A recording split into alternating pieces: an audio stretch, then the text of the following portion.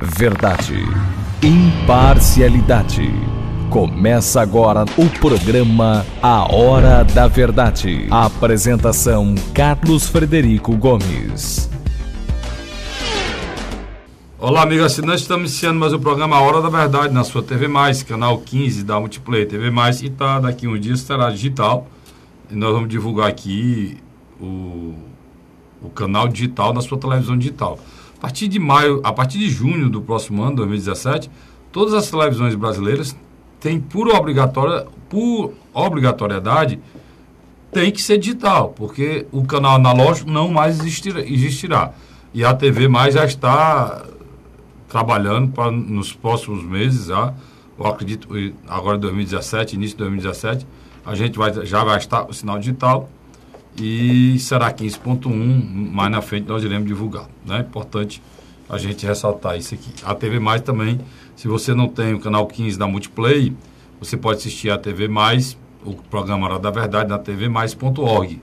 Você entra, se você não quiser bota no Google tvmais.org e vai aparecer lá o símbolo da TV+, você clica em cima do símbolo, você entra no site da TV+, no site da TV+, você vai encontrar tudo, inclusive programas anteriores, do programa Hora da Verdade, o mais importante da semana, você assiste integralmente esse programa, além de que o programa Hora da Verdade, logo depois que ele é gravado, ele é colocado também no YouTube. Se você também pode localizar no YouTube o programa A Hora da Verdade, tá bom? Mas infelizmente, a pauta é sempre a mesma. O ano de 2016 foi quase todo assim. Eu digo infelizmente porque o Brasil, durante esse período em que viveu sob constante denúncia de corrupções e prisões, também, junto com isso, veio a derrocata econômica desse país, desemprego, fome, miséria, violência, tudo anda junto. Né? Se a gente tivesse conseguido um processo de combate à corrupção, de prisões, de punições dos corruptos, das pessoas que têm levado o nosso dinheiro e têm destruído esse país, mas, ao mesmo tempo, a nossa democracia, o nosso Estado Democrático de Direito, tivesse a sintonia entre os poderes para manter o país em ordem e as instituições funcionando e as vaidades diminuídas, para que o bem comum, que é o sentido de um governo, é atender à sociedade, atender à cidadania, fosse prioritário, não teria problema nenhum. Só que nós vivemos um dos piores momentos, uma das maiores crises institucionais desse país, um dos piores momentos da democracia brasileira, uma das piores crises institucionais desse país desde que o Brasil voltou a um processo de democrático pleno, né? É o pior momento dessa nova democracia brasileira. Eu digo nova porque foi muito recente. Eu mesmo, e tenho 52 anos, eu nasci em 64, em pleno processo da ditadura brasileira, vivenciei essa ditadura quando criança, 74 estava no auge, depois daí veio o AI-5, e aí houve e veio a reabertura devagarzinho, a contra-gotas, né? O último que promoveu a reabertura foi o general João Figueiredo, onde ele disse que quebra, arrebenta, mas fará a abertura, foi que promoveu a anistia, voltou o pluripartidarismo, os nossos políticos que tinham sido exilados pela ditadura voltaram para o Brasil. Me lembro demais do retorno do Brizola, do retorno do Miguel Arraes, enfim, dos que ainda estavam vivos. E hoje, depois de toda essa história de batalha, de luta pela democracia, estão brincando com essa mesma democracia, que é o que ocorreu essa semana. Parece que a gente estava adiantando o que eu disse aqui na semana passada, retrasada. Eu fiz um programa pela ordem com o Luiz, na nossa TV Fortaleza, canal 6 também da Multiplay, que você vê também o programa pela ordem lá, e o Luiz participou desse programa, o programa de entrevista. E lá eu dizia, vou repetir aqui, que o Brasil viveu uma crise institucional, principalmente de vaidade, né? E vou repetir o que eu disse aqui. Não dá para você ver pessoas e tem por obrigação de lutar pelo bem-estar da sociedade, de lutar para promover o sentido dos poderes. Para que serve o governo? Para que serve o poder judiciário, legislativo e executivo? É para levar o bem-estar para a sociedade, só tem sentido. Hoje, esses três poderes brigam em torno da vaidade. Começou com o enfrentamento do judiciário com o executivo e culminou o afastamento de um presidente. Agora, esse processo foi retomado, um outro presidente. Depois houve a quebra de braço com aquele marginal que era presidente da Câmara, o senhor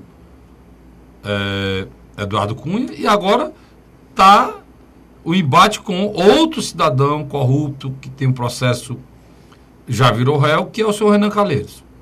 É importante pontuar uma coisa rapidamente aqui. O senhor Renan Calheiros virou réu no processo e está lá no Supremo há 9 anos. E eu não sei por que carga d'água isso não foi votado antes. E eu não sei por que carga d'água isso foi votado agora.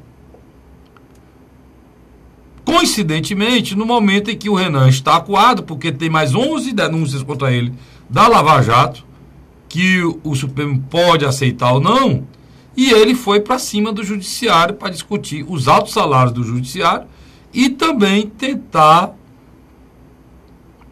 votar leis que proíbam o abuso de poder do Ministério Público Federal e de juízes. Quando está para ser votado agora, terça-feira passada, no dia que isso ia ser votado, ele foi afastado da presidência do Senado, envolvendo um processo, um pedido da rede, né? E que o ministro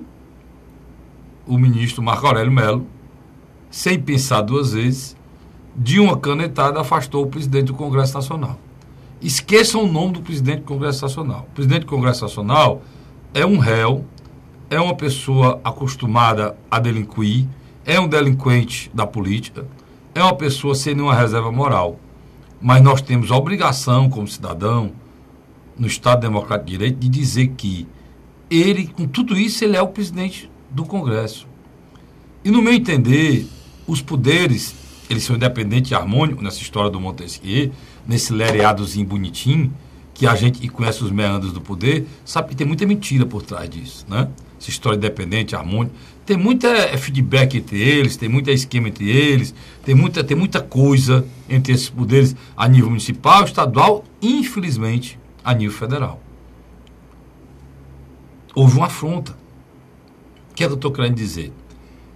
Se o processo caiu na mão do magistrado, do ministro do Supremo, e o processo é de afastamento do presidente do Congresso Nacional, não é o presidente do Senado, não. O presidente do Senado é também o presidente do Congresso Nacional.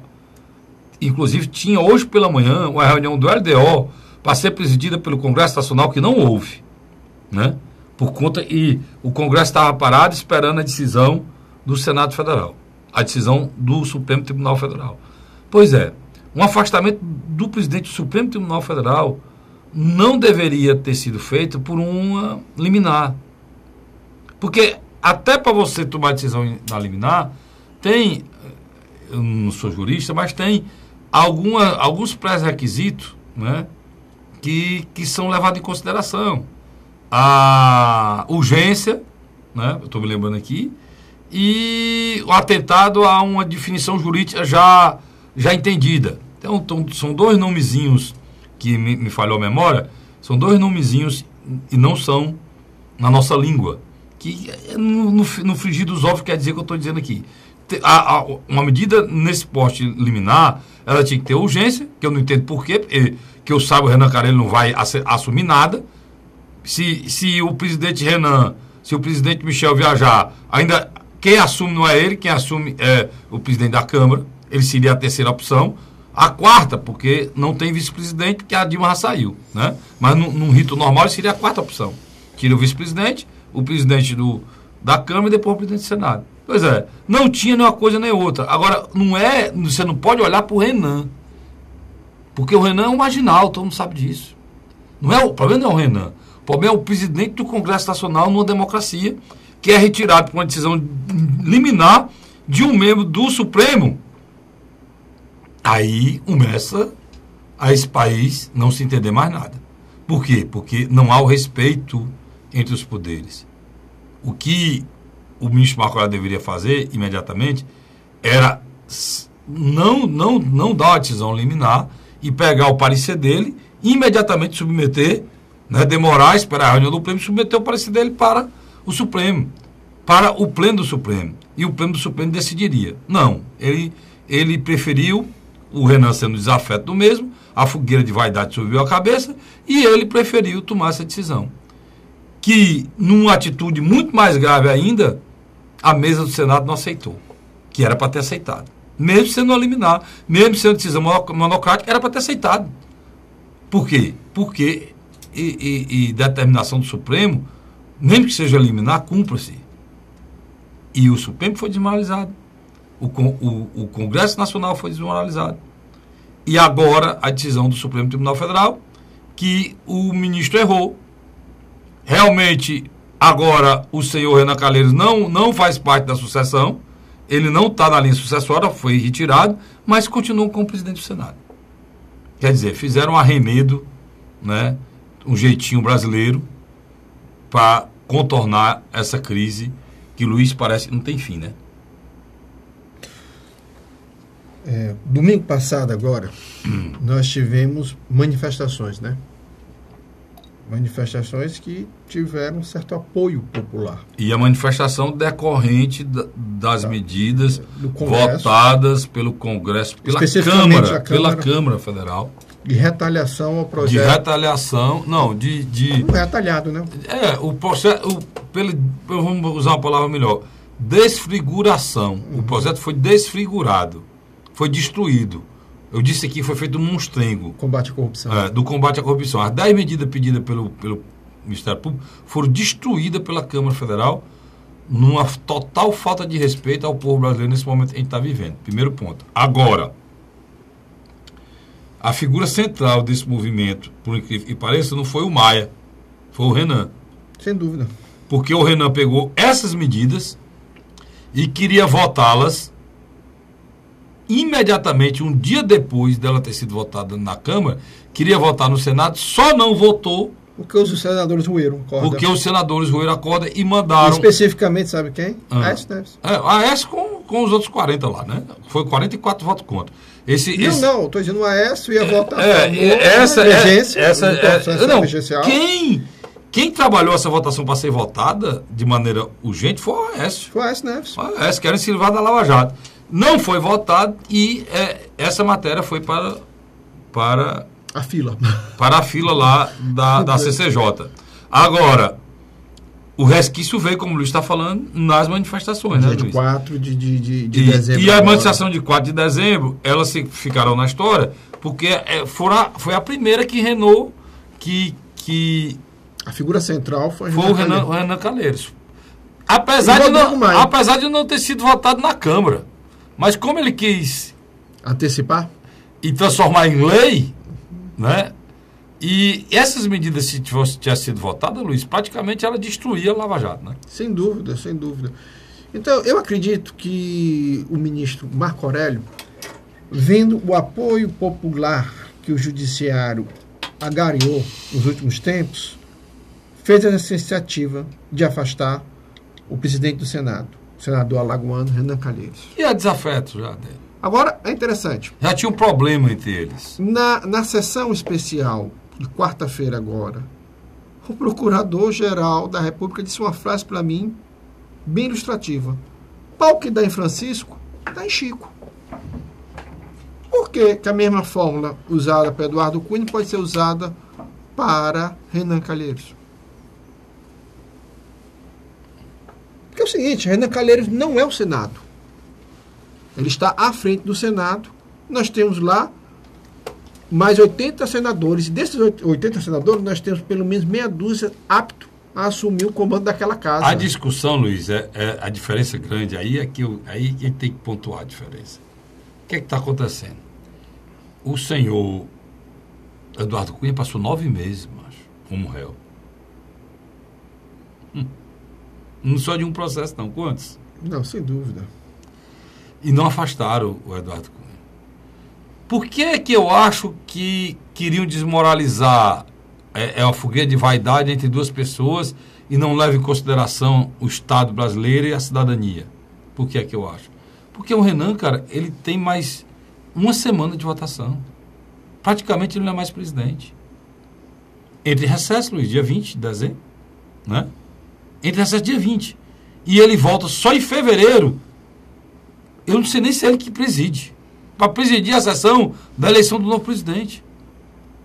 Então, você levar um país a um impasse jurídico desse tamanho, por quê? Porque a ministra Lúcia não tomou a decisão de mandar prender. Mas ela poderia ter mandado prender a mesa toda. Mas ela pensou. Eu estou querendo dizer ela pensou. Que ela, como presidente do Supremo, ela poderia ter mandado prender a mesa toda. Eu não tenho nenhuma dúvida nesse aspecto que a interferência do presidente Michel Temer numa negociação com Carmen Lúcia foi da seguinte maneira: vamos pelo menos terminar o ano sem uma desestabilização total do país. Que a saída da realidade do Renan Calheiros, não tenho dúvida, seria aplaudida pela população. Claro, Luiz, mas ele vai sair, mas não precisa desestabilizar o país, cara. Por uma questão pessoal. Ele já vai sair, tem uma semana para ele sair. O que é que acontece? Ele sai agora, e depois que ele sair da presidência, o destino dele qual será? No meu entender, ele tem que ter o mesmo destino do Cunha, Curitiba, preso. Ele tem que ir para Curitiba. Preso, porque tem 11 processos. O que não dá para a gente aceitar mais é que o judiciário entre sempre nesse jogo, cara. O judiciário não é para entrar em jogo, o judiciário é para julgar o que tem que ser julgado. Esse processo do Renan não era para ter passado 9 anos lá, né, Luiz? Ele era para ter sido votado antes. O Renan não era nem para ser presidente do Supremo, do Senado Federal, se esse processo tivesse sido julgado antes, Luiz. Então, é preciso que a gente entenda que os senhores ministros do Supremo, eles têm que começar a tomar decisões pensando no país. Você sabe o que é o Renan Calheiros? O lixo ainda acumulado do ex-presidente Luiz Inácio Lula da Silva com a ex-presidente Dilma Rousseff. Ainda é o requisito, porque ele foi escolhido com o apoio do Planalto em 2015 para um segundo mandato. Um homem que não tinha, na minha visão, moralmente nenhuma condição de não tinha condição nem do primeiro, mas nem do segundo. Do segundo. Agora, é preciso entender que, mesmo sendo Renan Calheiros um ministro do Supremo Tribunal, um ministro sozinho, não deve ter poder de afastar o presidente do Congresso Nacional. É só isso que eu quero pontuar, entendeu, Luiz? Essa decisão teria que ter sido do colegiado. O colegiado é que tem esse poder de afastar. Apesar de que o colegiado, alguns mudaram o voto. Não, mas como o colegiado afastou o Cunha, cara? Então, não tem o colegiado, o Supremo Tribunal Federal, para poder afastar um presidente de outro poder, Luiz, tem que ser, não pode ser uma pessoa. Na realidade, os ministros supremos, eles são super-homens. Eles usam aquela toga, né? Parece uma capa, né? Eles estão como vingadores. Só 9 puderam votar. Não, eles decidem, como decidiram agora, um belo dia, agora decidiram que vaquejada é um crime, e depois o mesmo Supremo decide soltar pessoas que matavam criança até 3 meses. Né? E praticamente foi liberado o assassinato de criança até 3 meses. E por aí vai. Se a gente for avaliar decisões que o Supremo vem tomando constantemente uma atrás da outra, é da gente sem saber o que entender. A Suprema Corte se preocupa com a cauda de um boi, né?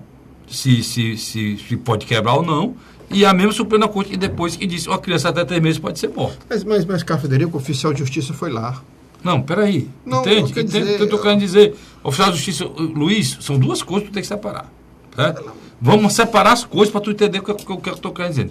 Primeiro, cara, é a decisão monocrática de uma pessoa em mudar o presidente do Congresso Nacional. Um país democrático em que o Congresso Nacional é desmoralizado, essa democracia está fadada a não existir. Só terminar. Outra coisa é o ato de desobediência. o Supremo Tribunal Federal afasta o Renan como? Como deverá afastar? Com a decisão do pleno, cara. É isso que eu estou querendo dizer. Não de uma pessoa. É do pleno. Por quê? Porque é uma decisão que afasta o presidente do outro poder. Se uma decisão que afasta o presidente do outro poder, um homem só não tem esse poder. Mas o outro poder tem. Qual é o outro poder? É o Supremo Tribunal Federal. Com o voto do pleno, de todos os ministros. Perfeito. Mas tomaram a decisão, tomaram. Aí eu concordo com o Luiz. Se tomaram a decisão e foi para lá, e o Estado de Justiça foi, isso quer dizer, a mesa do Senado era para ter sido presa. Porque não cumpriu. Ela era para ter cumprido, ter dado posse ao Jorge Viana e aguardado a decisão do pleno. Perfeito, cara. Mas eu tô querendo dizer, são atos errados. Dos dois lados. Por quê? Porque nesse país nós vivemos uma crise institucional sem precedente. Que pode levar a gente a uma situação de insolvência. Que todo mundo está com uma gasolina na mão e um fósforo, mas ninguém está lembrando das consequências disso depois. Rio Grande do Sul, Rio de Janeiro e Minas Gerais que o diga. Pronto. E aí, Luiz, isso é só crise econômica. E quando você junta crise econômica com crise política, ao extremo, todo mundo querendo mandar um mais que o outro, o exército vai ficar olhando, se estão querendo levar esse país para outro impasse institucional, que pode levar a uma nova ditadura, aí eu entendo tudo. Se não, cara, eu não estou conseguindo entender nada. Vamos pro segundo bloco, né? É, porque a rede quis o quê? Tinha alguma viagem do Michel? Tinha alguma viagem do Rodrigo Maia? Por que esse assunto veio agora, nesse momento?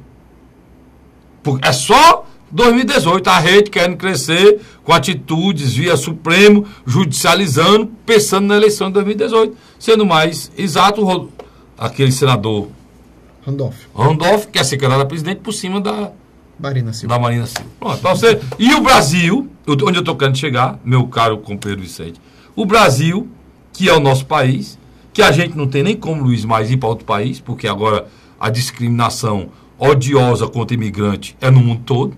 O nosso país é esse. Se a gente não nos unirmos numa corrente de lutar pelo nosso país, meu amigo, vamos sofrer aqui mesmo. Então, estou querendo dizer o seguinte, ou a gente entende o que está acontecendo, tá certo? Ou a gente vai ficar na mão desses moleques, que os interesses deles estão acima de tudo. O Brasil está para o terceiro ano de recessão seguido. Terceiro ano seguido de recessão. Desemprego, fome, miséria, sem saúde, sem educação. A avaliação da pesquisa feita internacional agora da saúde brasileira é a pior da história. Graças a Deus o Ceará está em ascensão. É o melhor do Nordeste. Eu volto já com esse assunto. Sai daí não. Tem muito assunto. É por isso que eu estou... O meu companheiro Vicente está aqui me aperreando. Eu tenho que ir para o break. Não sai daí e eu volto já. É um instante só. A Hora da Verdade.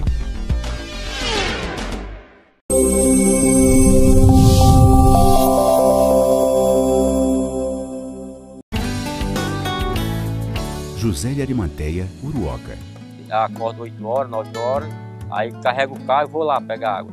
Aí sai distribuindo os comércios.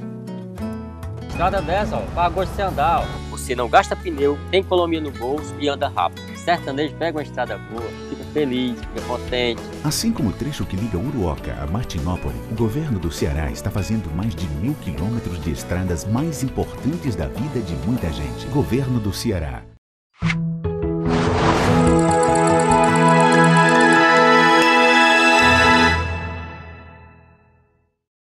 A Hora da Verdade.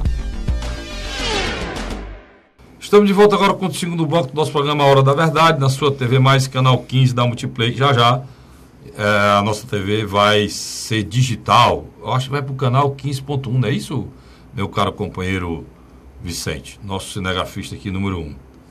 Olha, eu estava conversando aqui nos bastidores, no intervalo, e dizendo uma coisa muito importante. O Luiz aqui é sociólogo, é o nosso consultor político aqui do programa, e ele sabe mais do que eu, e ele vai poder dizer, se existe alguma democracia do mundo sem Congresso Nacional. Tem, Luiz? Não. Gosto não. Os três poderes, cada um tem que ter, mas seu papel. O Congresso é quem representa a população, né? Sem dúvida. A democracia é o governo do povo para o povo, né? Sem dúvida. E dependendo do país... esse processo esse processo democrático da democracia surgiu na Grécia, em que a decisão de governo era tomada numa praça, né? Como não pode mais ser tomado na praça, se elege os representantes, eles tomam numa praça chamada Congresso. No Brasil, foi escolhido o sistema bicameral, que é o sistema necessário, porque o Brasil ele é uma república federativa composta de estados. Então, cada estado tem um governador com uma certa autonomia, e essa autonomia dá aos governadores a igualdade através do Senado. Porque o Ceará não tem o mesmo número de deputados federais que tem São Paulo. São Paulo tem 3 vezes mais deputados federais do que o Ceará, ou 4 vezes mais, não sei, momento por aí. A Bahia tem 1,5 vezes o número de deputados federais que tem no Ceará. Se só existisse a Câmara, nós estaríamos representados, mas de uma maneira desigual. Por quê? Porque a gente estaria sempre em número menor, os interesses do Ceará não passaria. Para ter a igualdade dos estados, é que tem o Senado, que a gente chama de Câmara Alta. A Câmara Alta, né, ela é composta por 3 senadores de cada estado. Esses senadores revisam o que é feito na Câmara. E toda e qualquer matéria aprovada tem que ser aprovada pela Câmara e pelo Senado. Os próprios membros do Supremo Tribunal Federal são escolhidos pelos senadores. Os próprios membros do Tribunal Federal, e não só do Tribunal Federal, como de embaixadas, TCU, como de Tribunal de Contas, da União, e outros membros importantes do Executivo. Então, e do Judiciário. Eu estou querendo dizer isso para vocês, a agência reguladora, né? Estou querendo dizer isso para vocês porque, para poder dizer que a gente tem que ter um olhar para o Congresso, para os políticos com mandato no Congresso, olhar para o Congresso sem querer dizer que esses caras são o Congresso, que eles não são o Congresso. Diferente do Judiciário, que os magistrados fazem um concurso, passam e ficam lá até se aposentar, no Congresso Nacional, eles não fazem concurso, não, eles são eleitos pelo cidadão, por mim, por você, né? Pelo Luiz, pelo Vicente. Então, o que é que acontece? Eles têm um mandato pré-definido, o dia e o término dele. Então, esses caras que estão aí vão ficar até 2018 se você quiser. Está entendendo o que eu estou querendo dizer, né? Por isso, no Brasil de hoje, a gente está virando a bateria só para falar mal dos congressistas. E tem que começar a fazer o que é que a gente está fazendo para levar esses caras para lá, né, Luiz? Agora... E outra coisa, só para encerrar, só para as pessoas poderem entender. O Congresso Nacional é fundamental para que a gente tenha uma democracia. Quem quer a ditadura, por exemplo, eu não posso falar em ditadura, não, Luiz. Porque se a gente falar em ditadura, se aparecer a primeira pessoa a levar um tabefe no pé do ouvido é eu, Luiz, aqui, a gente sai daqui do ar. Porque num regime ditatorial, a primeira coisa que é extinta é a liberdade de expressão. Pronto. E como é que pode ter imprensa sem liberdade de expressão? Né? Então, vamos parar de falar besteira, de falar em ditadura, e entender que o Congresso Nacional está aí não presta, nós temos que mudar. Realmente, o governador Cid Gomes tinha razão. Quando ele disse que tinha mais de 300 picaretas, ele errou. É mais de 400, é quase 500. Mas quem botou esses caras lá fomos nós. E nós temos que mudar isso. Carlos, Frederico, eu divergi de você no primeiro bloco e vou divergir agora no segundo. Pode colocar. Eu acho que o membro do Supremo Tribunal Federal, o ministro Marco Aurélio, fez o correto. A partir do momento em que ele fez a consulta da rede, o presidente do Senado, se ele não pode automaticamente estar na linha sucessória, caso haja uma vacância do presidente ou do presidente da Câmara, ou os dois viajam, um problema de saúde, alguma coisa, quem ia assumir era Renan Calheiros, que tem processo. Aí o que acontece? Se ele não pode assumir a presidência, automaticamente ele também não pode ficar à frente do Senado. Por que eu estou falando isso? Porque é o mesmo processo do Eduardo Cunha. Depois é que ele foi cassado pelos seus pares. Então, Mas, irmão, o Supremo definiu isso. Aqui, ó. O Supremo disse, decisão do Supremo Tribunal Federal tira o senador da linha sucessória. Mas o presidente do Senado continua sendo presidente do Senado. E eu estou olhando aqui a instituição, né? Mas criaram... Porque o presidente do Senado foi eleito por quem, Luiz? Pelos seus pares. Então pronto, cara. Mas, quem elege, quem destitui o presidente do Senado... Tudo bem. O Supremo pode retirar no caso de corrupção e no caso de improbidade, no caso de coisa que só o que tem o Renan. O caso mais besta do Renan é o que ele virou réu, tu sabe disso. Tem outros muito piores. A minha discussão, cara, não é essa. E você tem razão. Ele não pode estar na linha sucessória. Tanto que o Supremo Tribunal Federal o manteve como presidente, mas se houver necessidade, quem assume é a Carmen Lúcia, não é ele. Entende? Vamos supor que o presidente viaja amanhã, hoje, o Maia não possa assumir, o Renan não assume. Carlos, com a decisão do Supremo, quem assume agora é a Carmen Lúcia. Então isso aí foi equacionado. O que eu estou querendo dizer, cara, que a notícia, o que está por trás da notícia é muito maior do que está sendo colocado. O que eu estou querendo dizer que, na realidade, não existe a preocupação do senhor Marco Aurélio Melo, não é de dar uma resposta à rede ou de procurar dar uma resposta para a sociedade, não. O que eles estão querendo fazer é uma quebra de braço para quem tem poder. Enquanto eles ficam brigando com essas picuinhas que fazem parte do universo dele lá, enquanto um partido pensa em entrar com uma questão dessa, para se notabilizar, para aparecer na imprensa, para a eleição de 2018, enquanto isso, nós estamos no 3º ano seguido de retração, de recessão, de queda do PIB, de desemprego, de fome, de miséria. O que eu queria que esses caras estivessem discutindo lá era soluções do nosso problema que não tem. Por exemplo, a justiça ela tem sido muito cruel com o Brasil. O próprio Temer, nem a Dilma, era para estar governando. Se o Tribunal Superior Eleitoral tivesse afastado a chapa, que tinha elementos suficientes para afastar a chapa. Por que não afasta, Luiz, a chapa? E é interessante, quem não afastou o presidente, a chapa, votou hoje, né? Pela permanência do Renan. Pois é. Então, são atitudes, Luiz, que a justiça vem tomando, que você não consegue ver Você não consegue ver, sabe? O que eu penso assim, uma coerência. E a justiça, Luiz, tu raria falando isso pra mim, é para ser o poder o quê? Moderador. Sem dúvida. Ela não pode estar... A justiça brasileira, o Supremo Tribunal Federal, a Corte Maior do nosso país, com um galão de gasolina e uma caixa de fósforo na mão, não. O cara Federico, a sociedade brasileira, e especificamente a opinião pública, hoje compreende que dos 3 poderes, legislativo, executivo e o judiciário, sem dúvida, hoje é o que se aproxima mais da guardiã da democracia. O judiciário ou os membros da Operação Lava Jato? Meu nome é Força Tarefa. Setor do judiciário. Não. Tudo bem, setor do judiciário. Eu não vou por aí, não. Eu digo, a Força Tarefa da Lava Jato é o que se aproxima mais próxima do pensamento do cidadão brasileiro. E é um fato. E não pode ser tocada, é intocável. Agora, o judiciário como um todo? Não, mas nós temos pelo menos hoje na frente do Supremo Tribunal Federal uma pessoa séria. A Carmen Lúcia, há quanto tempo? Sabe? Há 2 meses. 2 meses, é? Mas é uma pessoa que eu avalio... Luiz, entende o que eu estou querendo dizer, meu irmão. Não, você tem que entender o que eu estou querendo dizer. Eu entendo. Aceitar que é diferente. Não, mas eu sei você não entende. Aceitar é diferente. Se você só não vai aceitar se você não entender. Eu estou querendo dizer para você que os poderes estão se degladiando. Estou querendo dizer para você que nesses 3 poderes não tem anjos e demônios.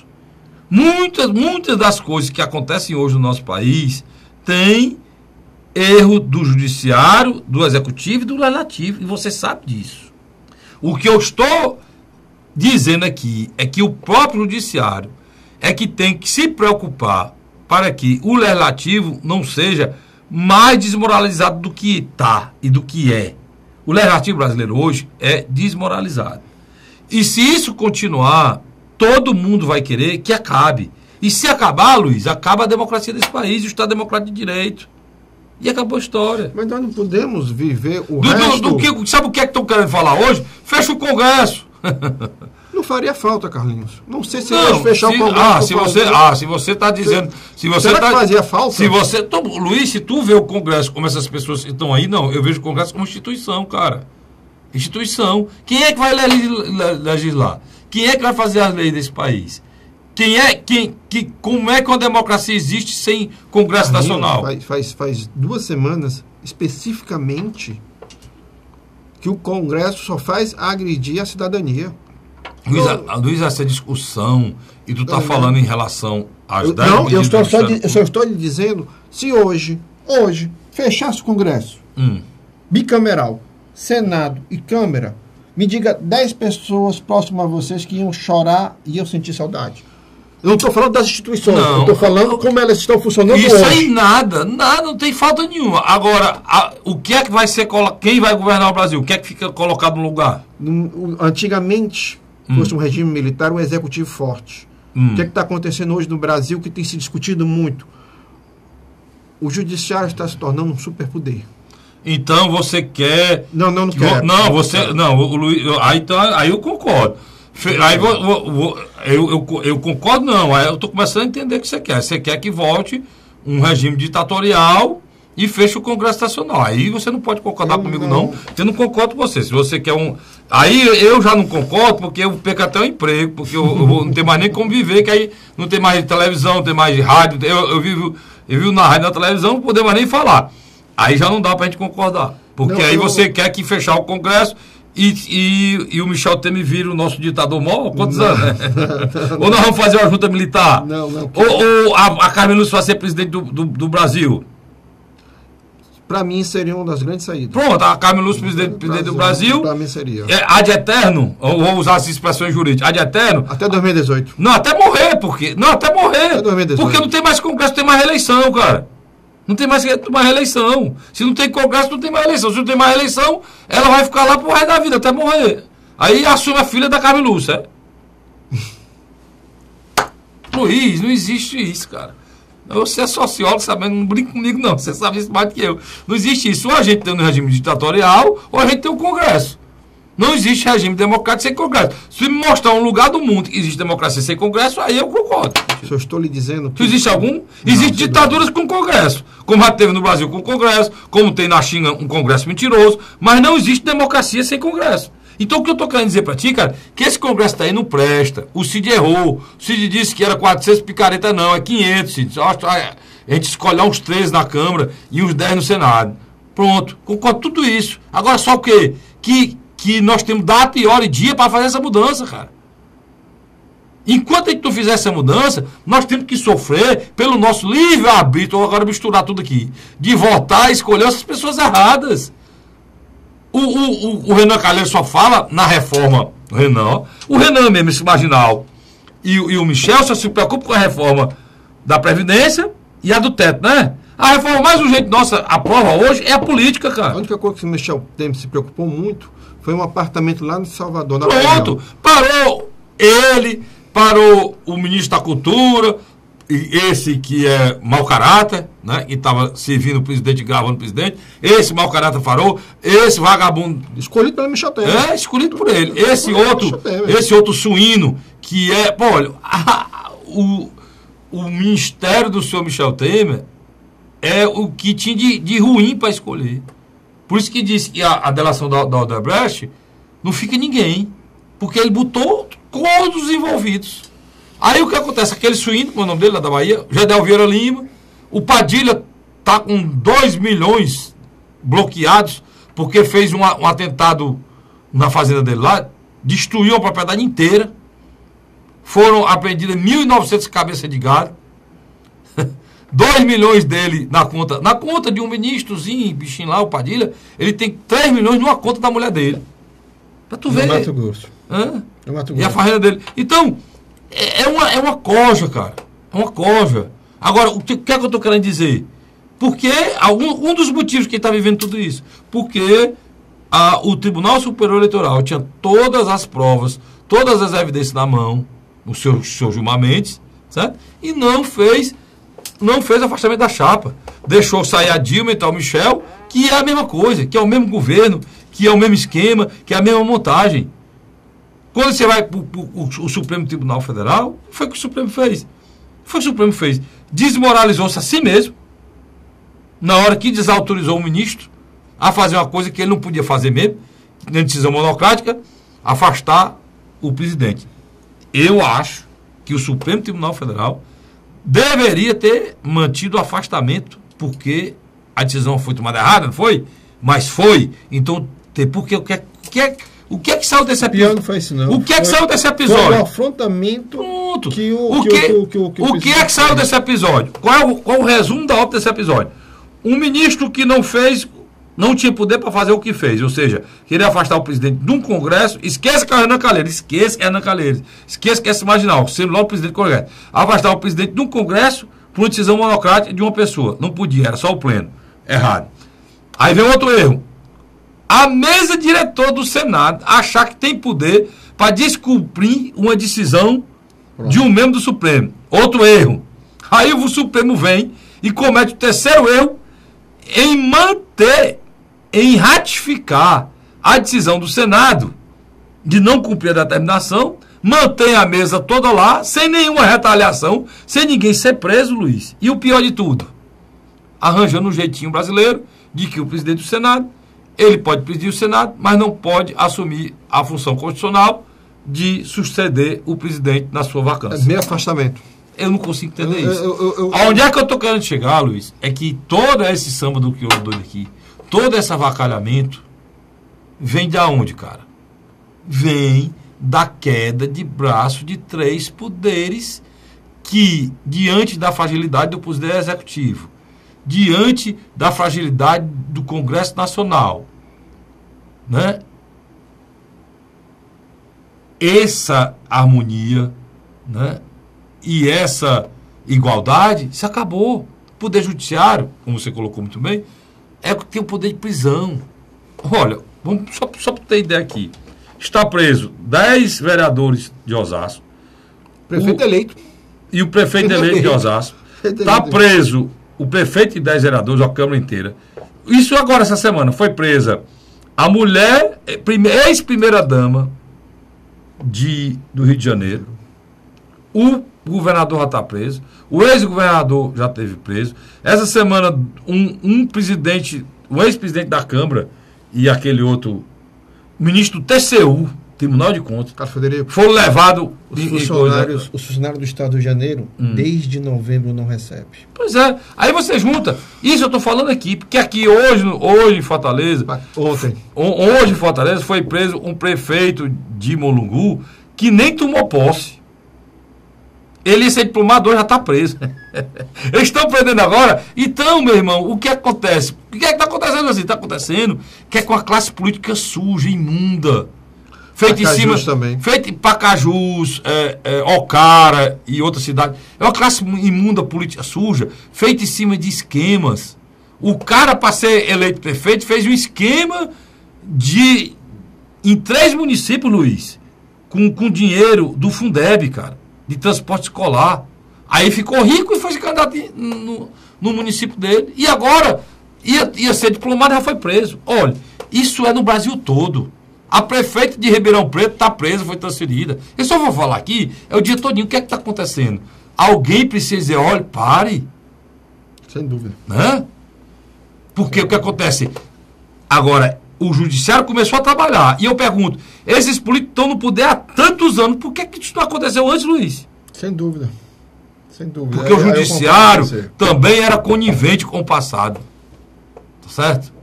Então, é preciso que o Supremo Tribunal Federal tenha esse entendimento e diga, olha, nós temos que fazer tudo isso e ao mesmo tempo esse país funcionar. Porque as pessoas estão com fome, as pessoas estão sem emprego, as pessoas estão sem horizonte. Sem perspectiva. O ano de 2016 foi um desastre para esse país. E 2017 não vai ser. E 2017 vai ser outro desastre. E até quando as pessoas aguentam? Porque quanto mais crise econômica, quanto mais desemprego, quanto mais fome, quanto mais doença, mais violência. Deixa eu só lhe dizer uma coisa antes de então, terminar esse bloco. Bem rápido. Pois não. Essa semana eu achei interessante. Todo mundo chama o Donald Trump de doido. É um doido, é um louco.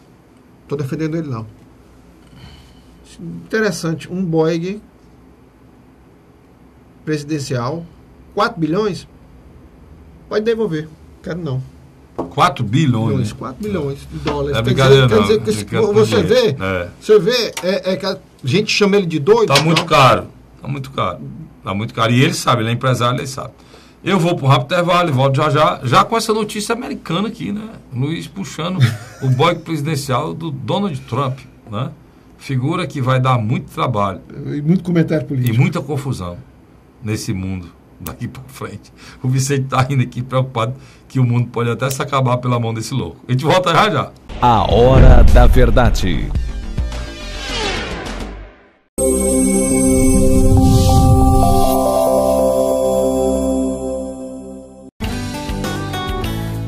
José de Arimateia, Uruoca. Acordo 8 horas, 9 horas, aí carrego o carro e vou lá pegar água. Aí sai distribuindo os comércios.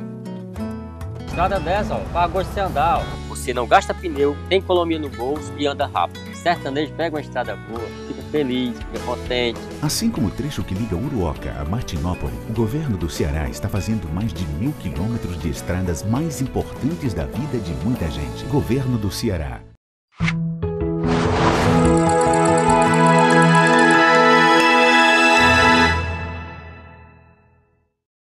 A Hora da Verdade. Estamos de volta agora com o terceiro e último bloco do nosso programa A Hora da Verdade, na sua TV+, canal 15 da Multiplay. Brevemente será digital, canal 15.1. Você vai ver a gente até melhorar, né? A imagem minha e do Luiz, né? Não é, Luiz? Sem dúvida. Ou vai piorar, porque a TV digital acaba ver até. Até sobrancelha. Vocês vai piorar para vocês, que vão ver como.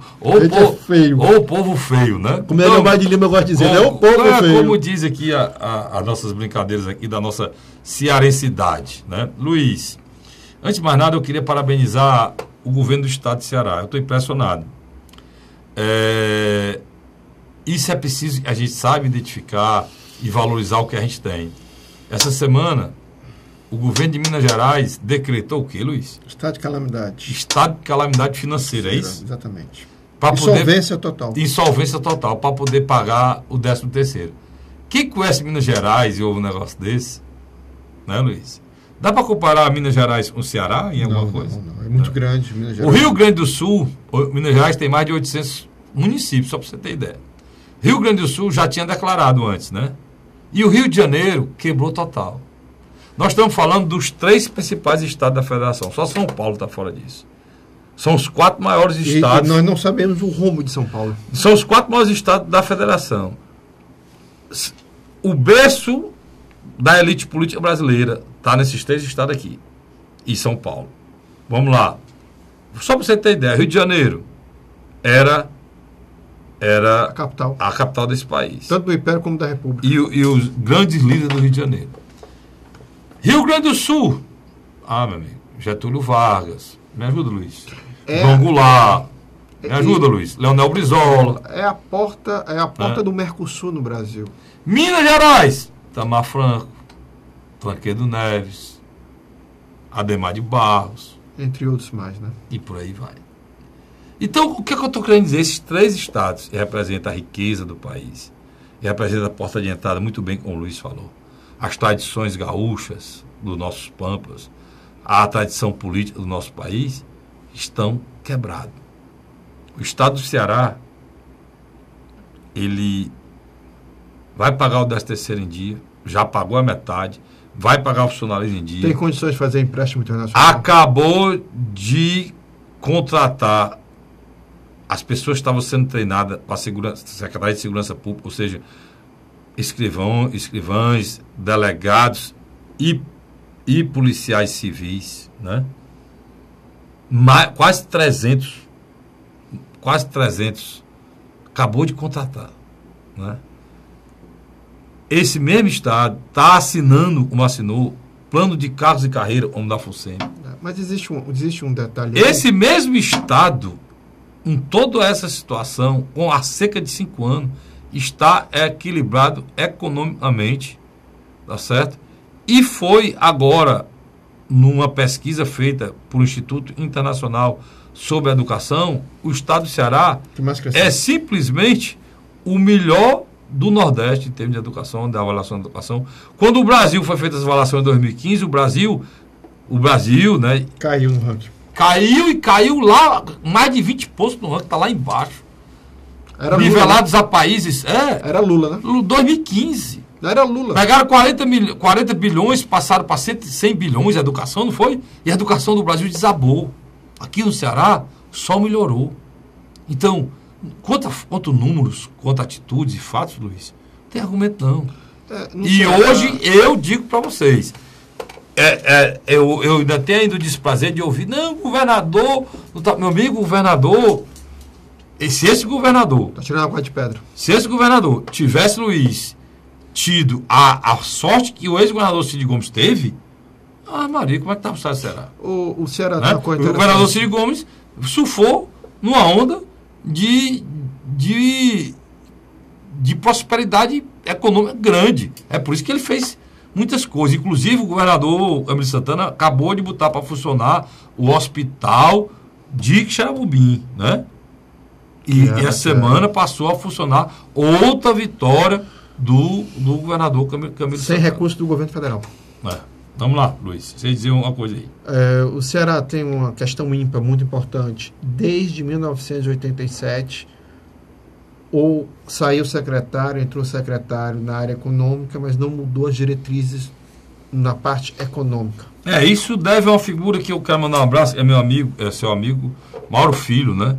Tem sido o eterno secretário da Fazenda e tem dado essa responsabilidade e esse equilíbrio. Eu estava me lembrando... Uma responsabilidade fiscal aí muito forte. Eu estava me lembrando aqui, Luiz, aquela medida estava sendo votada lá na Assembleia e tinha gente contra, esculhambando o governo e tal. Vai ver a medida que está sendo votada lá no Rio.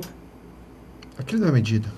Aqui está aumentando aqui um tributo, aumentando uma multa, aumentando um negócio. Vai ver o que está sendo votado no Rio. No Rio é absurdo. Você taxar o aposentado. Vai ver o que está sendo votado no Rio. É absurdo. Aquilo. Além de você não estar recebendo, você ainda vai ser taxado. Aquilo é um contrassenso enorme. Carlos Frederico, sem dúvida, dá os parabéns aqui ao retorno ao terceiro mandato à frente da presidência da Assembleia Legislativa do Estado do Ceará, do atual presidente, né? Zezinho Albuquerque, né? É um fato inédito, né? Aqui, só voltando àquele assunto, eu fui procurar para falar com propriedade. O Ceará, Luiz, é o estado do Nordeste que obteve a melhor posição no Programa Internacional de Avaliação de Aluno, o PISA, coordenado mundialmente pela Organização para a Coordenação e Desenvolvimento Econômico. O Ceará é o estado do Nordeste que obteve a melhor posição. Sem dúvida, foi um avanço. É um avanço. Isso aqui é política de Estado, cara. Isso aqui é política de Estado. Você já adentrou no... O Ceará agora na Olimpíada de Matemática ganhou 20 medalhas de ouro. Você já adentrou a um liceu? Não é nem liceu. São as escolas... As escolas técnicas do Ceará. Você já entrou no liceu? Já entrei. As escolas técnicas do Ceará são espetaculares. Não tem mais o nome de liceu, né? O liceu foi na época do... As escolas técnicas do Ceará são coisas espetaculares. Inclusive, lá no município de Santana, a Escola Técnica do município de Santana ganhou um prêmio de robótica agora. Eu vi lá os 2 alunos. Pois é, eles são vários alunos, são 10 alunos, inclusive o filho do meu amigo Zezinho, e mora lá em Santana, o Matheus, é um dos 10 alunos que participaram lá desse processo, saiu na TV Diário, saiu no jornal, ganhou um prêmio local, está ganhando um prêmio regional. Quer dizer, a gente vê a escola pública realmente ensinando no Ceará. Sem dúvida. E isso é fundamental. Agora, sobre a questão da mesa, eu queria parabenizar o deputado Zezinho Albuquerque pelo terceiro mandato, de forma inédita, né?